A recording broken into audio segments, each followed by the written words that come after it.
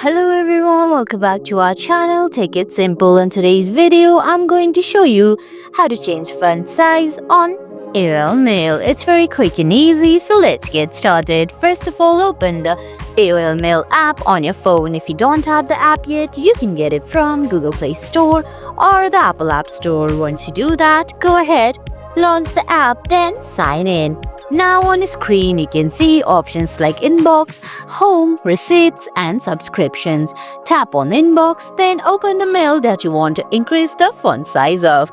Once you do that, on the top right corner, you're gonna find two letters AA. Tap on it, then drag the circle on that line to the right side, and you can see your font size increasing on your screen.